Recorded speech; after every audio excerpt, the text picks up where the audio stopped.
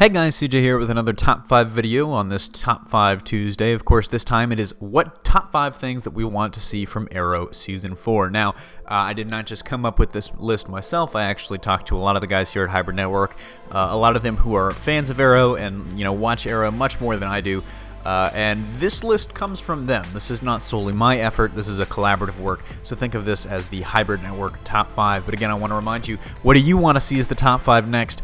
Just let us know in the comments below. But without further ado, let's get started.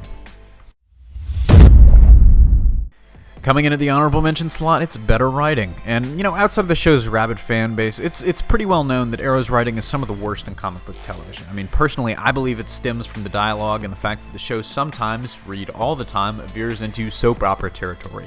And who knows how to improve this? I really believe some of the issue lies with the show's tone. I mean, they have some major tonal discrepancies. They're trying to make Green Arrow super gritty, and sometimes that doesn't mesh with the dialogue, the writing, and the inherent campiness of the character and his villains.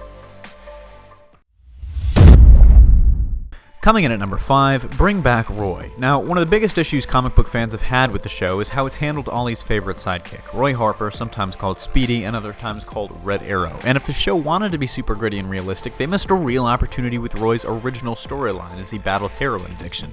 Nope, they instead chose to focus on another relationship, and as a result, Roy is now gone from the show, hiding places unknown and under a different name. However, as the show allegedly moves more towards comic book territory, it's a shame that we won't see Ollie running with his #1 sidekick, and while some of this of course relates to Colton Haynes' own rising stardom, the show needs to find a way to bring Roy back, whether it's via recasting or the Flash's alternate universes.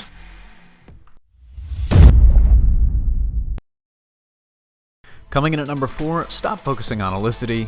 Now this one directly relates to the honorable mentions point about how much Arrow resembles a soap opera at times, and while this might stem from the fact that it is on the CW, which is, of course, as they claim, the only network aimed at 18 to 34-year-old women, you gotta fix it. I mean, even though The Flash can fall for some of the same overdramatic writing issues, it still manages to not be defined by its angsty elements.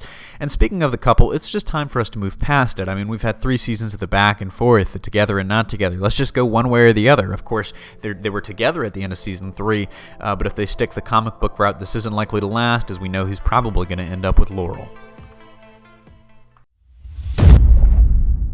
Coming in at number 3, focus on one main storyline.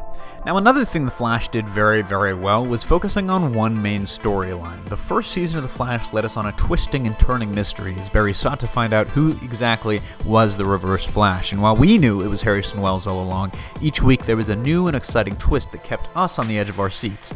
However, most importantly, the show always kept its eye on the ball, and the focus on Wells, even if episodes had minor arcs or other villains, we always knew what the main threat was, and everything was done with an eye towards that main threat. Now, Arrow has done this too, don't get me wrong, especially very well in its first season. However, in the season since, the main story tends to get overrun by Olicity and other things. Coming in at number 2, make the villain a real threat. Perhaps one of the biggest issues with Arrow recently is making the villain feel like a real and present danger. This is something that Arrow did really well with Deathstroke, but fell flat with Ra's al Ghul, who should have maybe been one of the Green Batman's biggest foes. I mean, he really seemed like he was only there to kill Oliver as a plot point. We all know that the villain for Season 4 will be Damien Darhk, played by M. Bison himself, Neil McDonough, and will have been trained by the League of Assassins, at one point a horseman for Ra's al Ghul himself. We can only hope, though, that the show fully commits to Darhk, bringing in his criminal genius to make him a very real and very interesting threat for Oliver Queen. Coming in at number 1, be more like Green Arrow. Now, this one ties into our honorable mentions as well, and while some would argue that CW's Ollie has been like Green Arrow all along, if you're basing off of the darker Green Arrow runs of the 80s like Longbow Hunters, if Arrow wants to go down as the definitive adaptation of Green Arrow, it has to strike closer to the witty, goatee-sporting Green Arrow from 98% of the character's comic book history that we know and love. Now, this might already be happening, as all of the reports say Arrow Season 4 will be more lighthearted, and Amell seems to be embracing his role as the newly minted Green Arrow. He also has a new suit.